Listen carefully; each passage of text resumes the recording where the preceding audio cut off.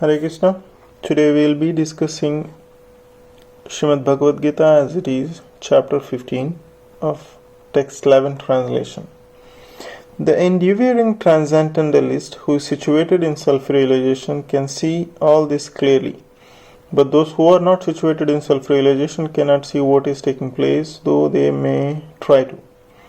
There are many transcendentalists in the path of spiritual self-realization, but one who is not situated in self-realization cannot see how things are changing in the body of the living entity. The word yogina is significant in this connection.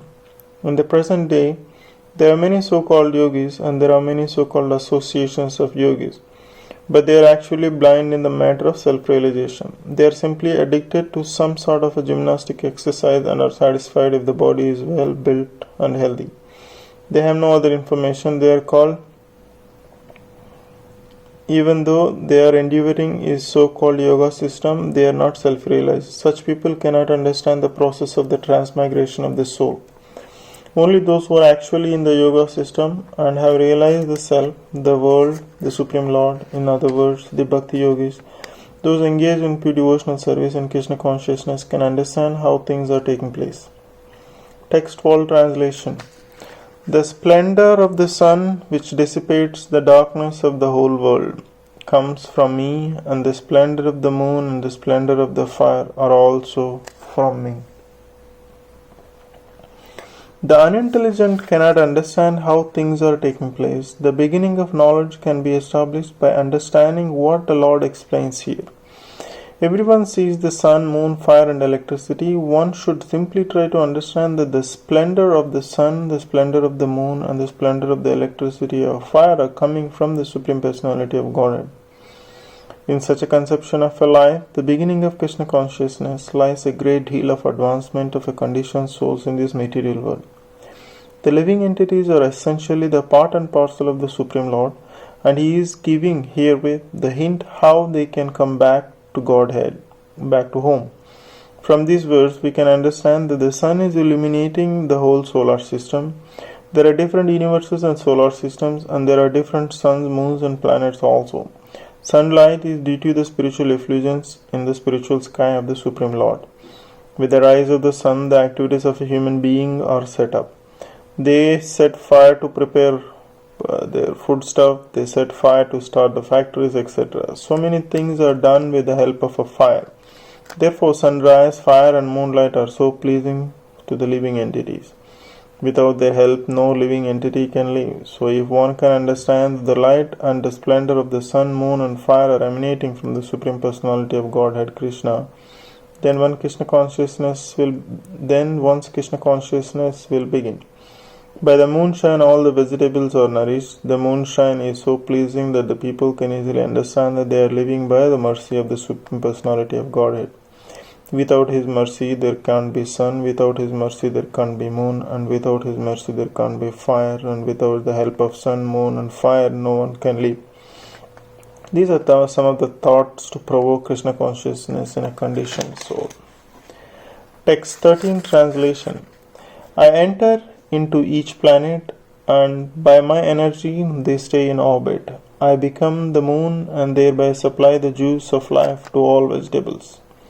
It is understood that all the planets are floating in the air only by the energy of the Lord.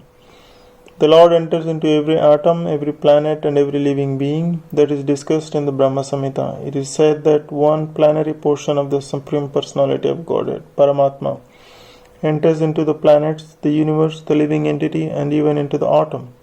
So due to His entrance, everything is appropriately manifested.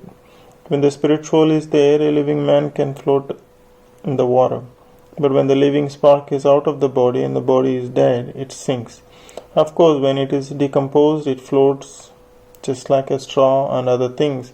But as soon as the man is dead, he at once sinks in the water. Similarly, all these planets are floating in space, and this is due to the entrance of the Supreme Energy in the Supreme Personality of Godhead.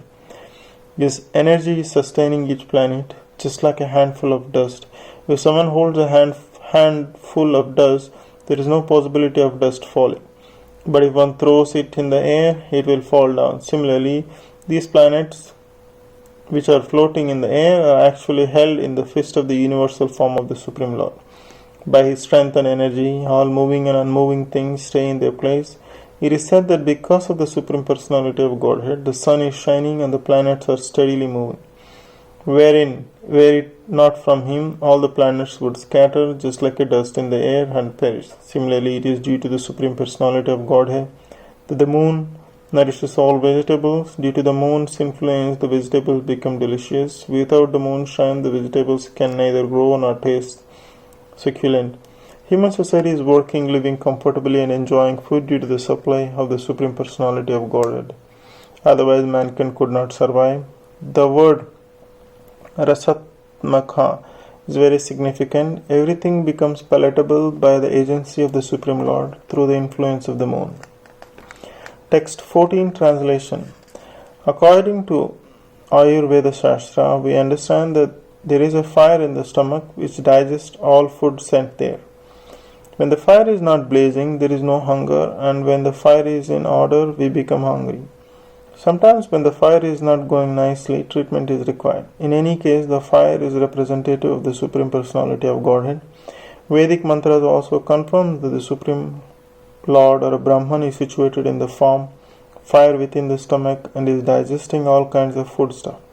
Therefore, since he is helping the digestion of all kinds of food stuff, the living entity is not independent in the eating process. Unless the Supreme Lord helps him in digesting, there is no possibility of eating. He thus produces and digests foodstuff, and by his grace we are enjoying life. In the Vedanta Sutra, this is also explained.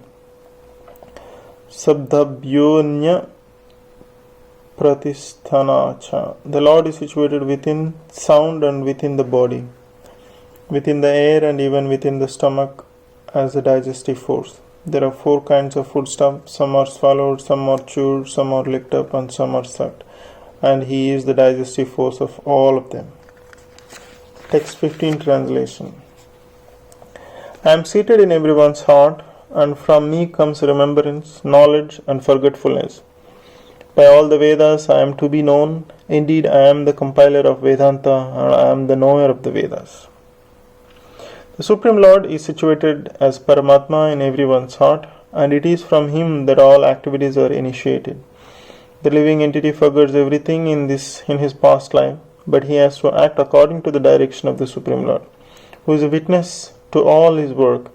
Therefore, he begins his work according to his past deeds. Required knowledge is supplied to him, and remembrance is given to him, and he forgets also about his past life.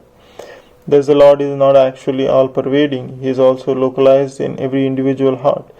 He awards the different fruitive results. He is not only worshipable as the impersonal Brahman, as the Supreme Personality of Godhead, and the localized Paramatma, but as a form of the incarnation of the Vedas as well. The Vedas give the right direction to the people so that they can properly mold their lives and come back to Godhead, back home.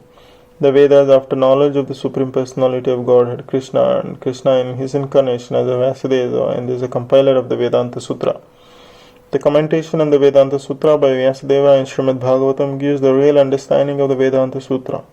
The Supreme Lord is so full that for all deliverance of the all-conditioned soul, he is the supplier and digester of the foodstuff, witness of his activity, the giver of knowledge in the form of Vedas, and the Supreme Personality of God. And as the Supreme Personality of God is Sri Krishna, the teacher of the Bhagavad-Gita, he is worshipable by the conditioned soul. Thus God is all good, God is all merciful.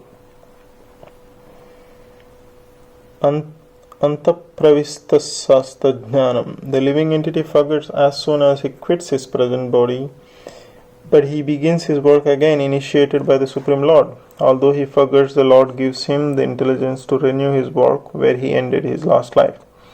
So not only does the living entity enjoy or suffer in his world according to the dictations from the Supreme Lord situated locally in the heart, but he receives the opportunity to understand Vedas from him. If one is serious to understand the Vedic knowledge, then Krishna gives the required intelligence.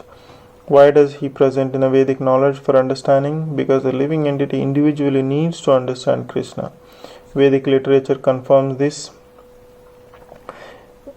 Yoshu sarvair vedar gayate. In all Vedic literature, beginning from the four Vedas, Vedanta Sutra, and the Upanishads and Puranas, the glories of the Supreme Lord are celebrated. By performing Vedic rituals, discussing the Vedic philosophy, and worshipping the Lord in the devotional service, he is attained. Therefore, the purpose of the Vedas is to understand Krishna, and the Vedas give us direction to understand Krishna and the process of understanding.